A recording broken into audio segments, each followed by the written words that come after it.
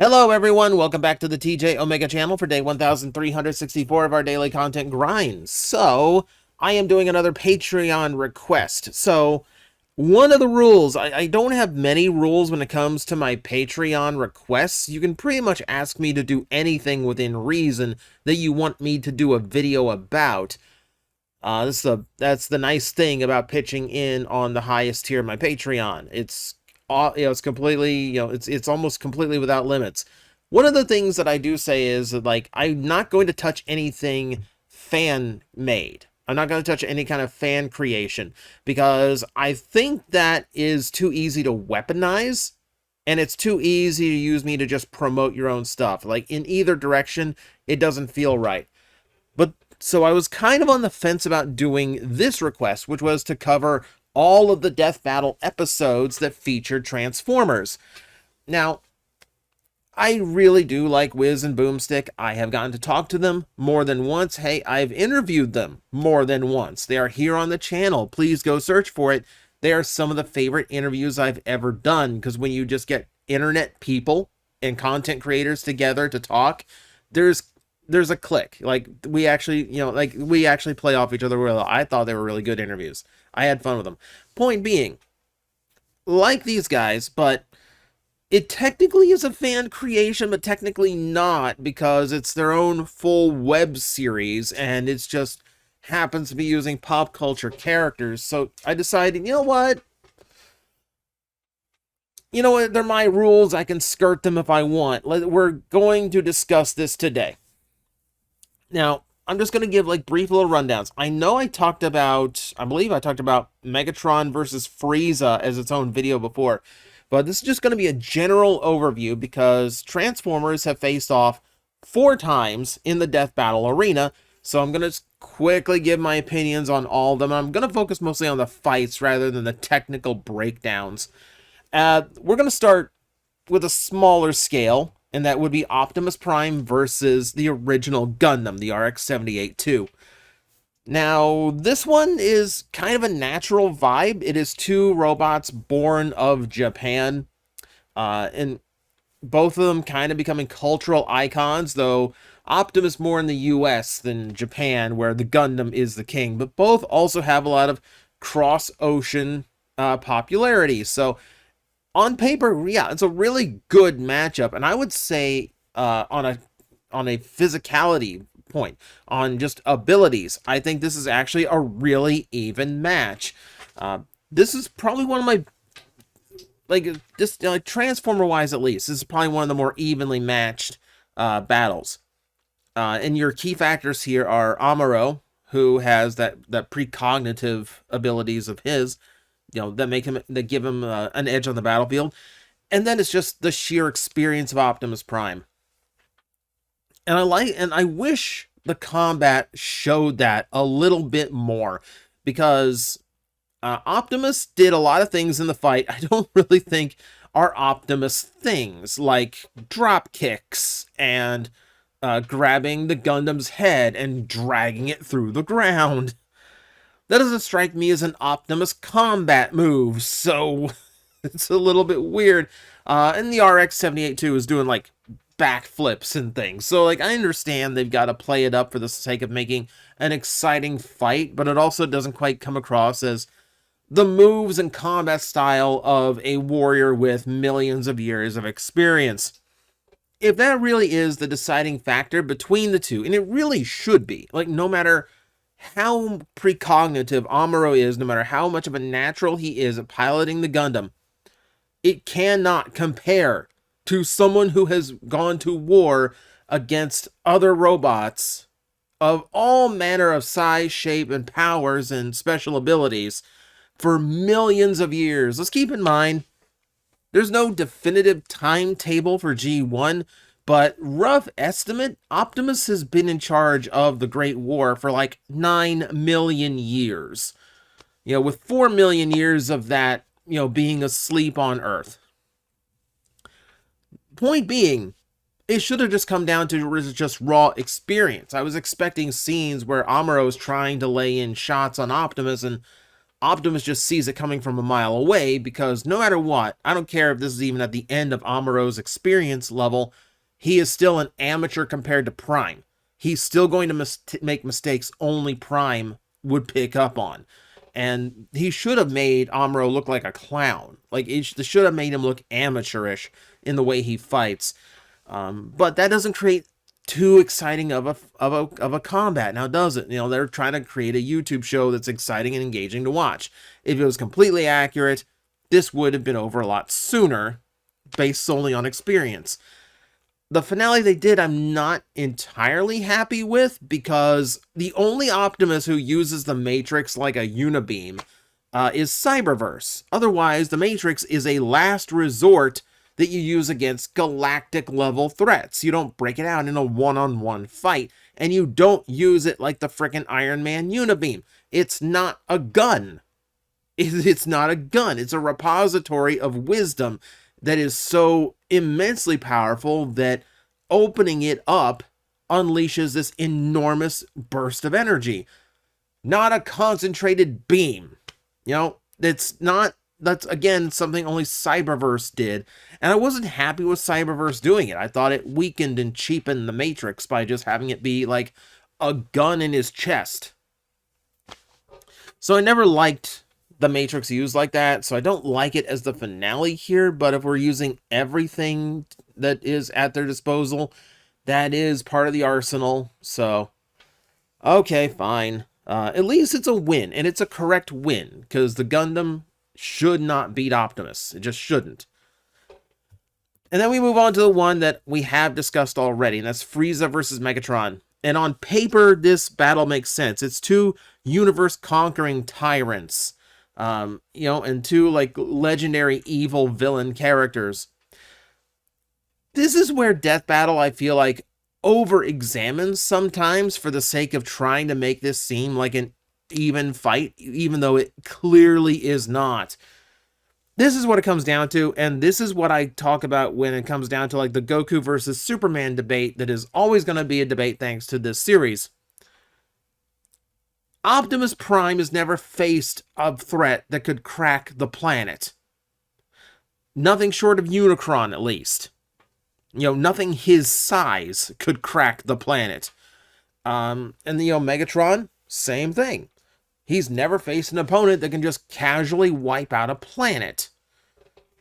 And, you know, then that's kind of important here, because I feel like that informs the power scale here.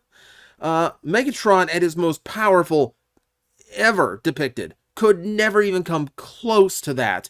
The raw power it would take to do that is beyond anything a standard Transformer has ever been capable of. So to pit him against Frieza, I feel like they had to really overpower Megatron and let him get away with a lot of nonsense. Like, the fusion cannon we have seen in, you know, countless Transformers fiction.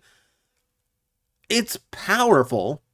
If it's a focused blast, yes, it can cause fatal injury to a Transformer, but repulsing an entire death ball designed to destroy a metal planet, I don't really see that. I don't really see that. Again, it's one of those things where it just makes the fight make more sense and makes it more exciting, but logically, no, shouldn't work. They also pulled some things in there to try and even it up that really should not have been a thing, you know? Like, they're depicting G1 Megatron, but they're incorporating the IDW antimatter thing, which Megatron should not have survived. Like, the whole thing, like, the only reason he survived unleashing the antimatter in IDW to destroy Tarn was because he got teleported out by Rodimus. That's the only thing that saved him there. In this depiction, it should have wiped him out, because the whole idea behind the antimatter is that it's completely uncontrollable. Once he unleashes it, that's it. Everything it touches dies. That's just how antimatter works. So the fight should have ended right there. You know, Frieza, just by surviving that antimatter, should have won. You know, and I don't agree with the finale of, like, showing him engulfed by the antimatter and then just having him like, oh, he's over here now.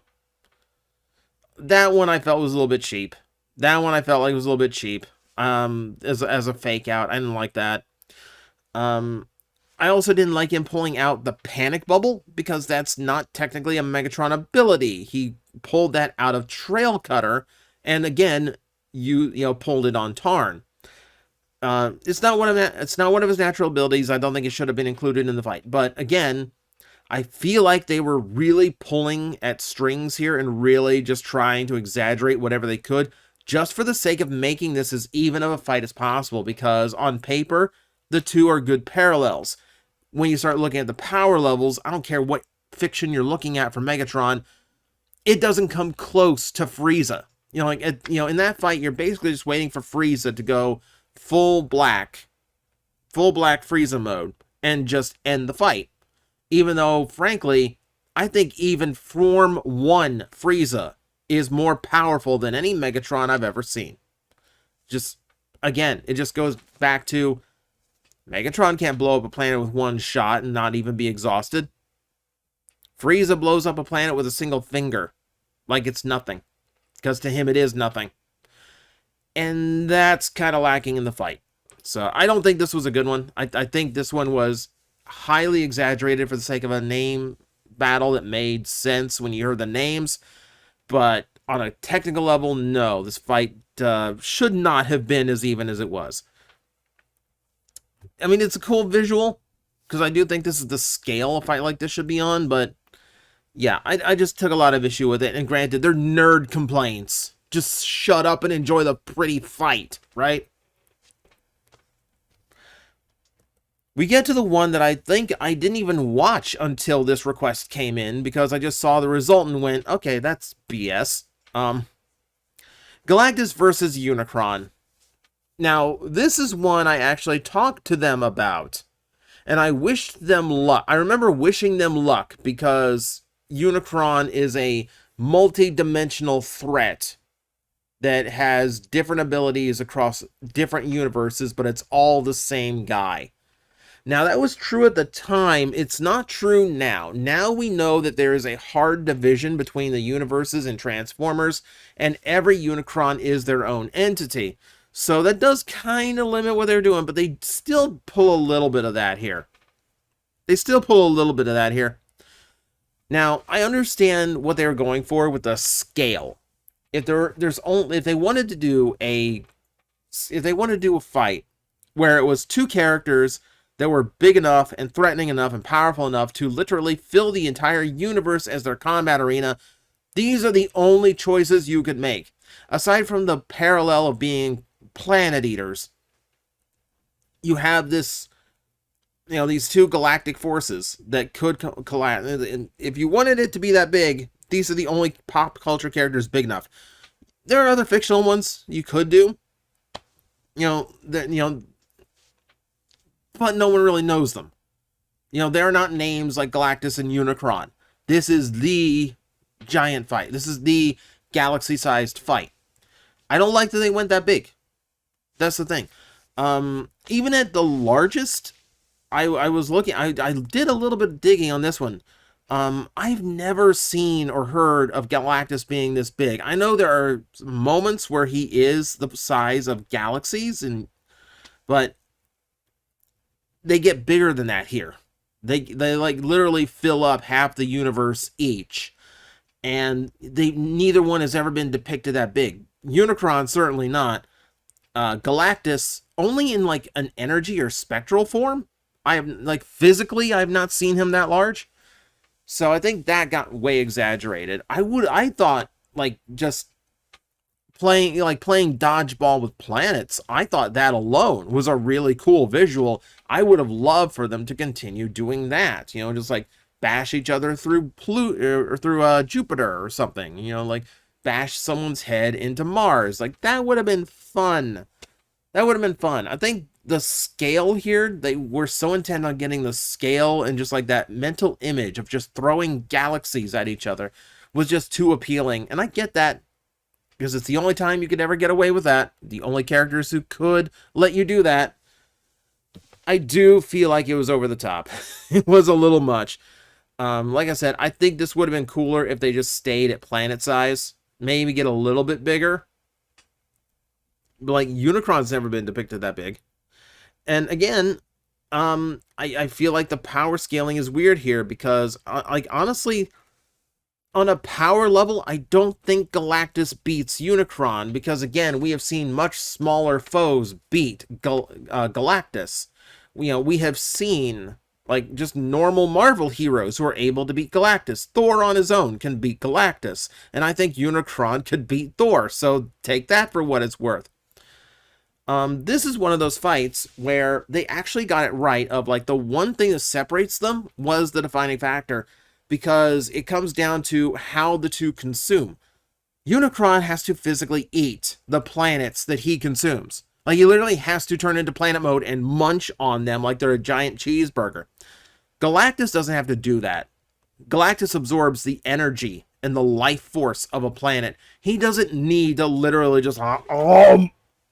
He doesn't need to do that. So that's what it comes down to. Basically, it was just a waiting game until Galactus felt like draining Unicron the way he would drain any other planet. Unicron is technically still, even in robot mode, a planet.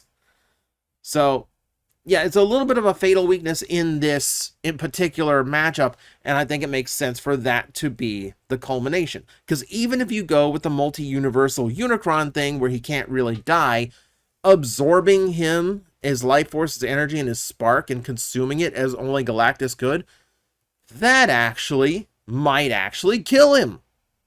That might actually stop his essence from going to another universe and just waking up a different body. You know what? I'll accept that. I had an issue with the finale, when I heard about this, I didn't watch it because of like, Unicron should win that. But no. This is where that key difference just makes all the difference. Yeah, like, that makes sense. That makes sense. I can't really argue that one. I can dislike it, but I can't argue it. The other thing I loved about this is some great villain monologuing. Both of them were just really good with, like, the big, ominous, I am the world devourer type lines. The dialogue alone in this was fantastic. Like peak universal villain stuff. And then, of course, if we're going to go even higher in the scale, we got to keep going up in scale here, so we have to finish off with the biggest, most climactic one of them all. Starscream and Rainbow Dash. The first one from very early seasons of Death Battle that were all just done in humor. A lot of the jokier videos are in the early seasons before they just got all about, like, showing all these super cool fights. And you could tell the tech was limited. They had very few Starscream sprites to work with, for instance. I mean, it's a fun little fight. Rainbow Dash is as goofy as you would expect her to be. It's a very cartoonish battle. Obviously, in a direct one-on-one, Starscream is going to annihilate the little flesh pony. They let Rainbow Dash get away with a few things, like taking a null ray to the face, which probably would not have let her survive.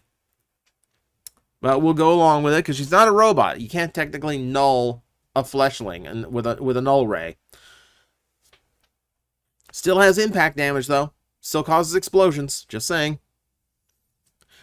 It's just a fun, goofy fight. It's just a really fun, goofy fight. I don't really talk the voice acting in this as much as I really should have, because the voice acting is all like, it's internet people.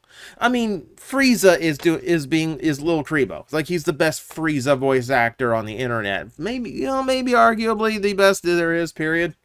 Like, anyone who does Dragon Ball animations gets Lil Krebo to do Frieza. Optimus's VA I thought was a little bit weak. I thought Megatron was good. Starscream's a little bit rough, but Starscream's always going to be rough. You're not going to do anything. Obviously, I mentioned the lines in Galactus and Unicron. That's fantastic. Okay, so I'll get that out of the way. VA is mostly okay. Mostly good. Yeah, this one was just fun. This one was just goofy and fun. It's from the early days. You can't expect a whole lot of analysis from that one. Oh, and just to clear the board here, just to make sure literally everything is off the board and we covered everything, Optimus Prime also appeared in their spin-off Death Race series, facing off with Thomas the Tank Engine, Lightning McQueen, and that dumb flying car from Harry Potter. which at one point in this explodes, which makes me extremely happy because J.K. Rowling is an evil ghoul of a human being, and watching anything Harry Potter catch fire right now makes me happy. But no, Optimus Prime actually wins this race after attempting to gun down Lightning McQueen. After a flying, fire-breathing Thomas the Tank Engine returns from the depths of hell for revenge. Optimus wins the race, but then they do this weird thing where he drives himself off the ramp, and the Wiz and Boomstick announcing it, where you're like, well, he cheated to win, so by his own standards, he must now that. And it's playing off of how Optimus first died in the Marvel comic books because he cheated at a game, so he self-destructed. But that's always been like the dumbest thing. But also, it's the death race. Everything goes. Like, he crossed the line and was declared the winner, so everything was fine. They were cool with it.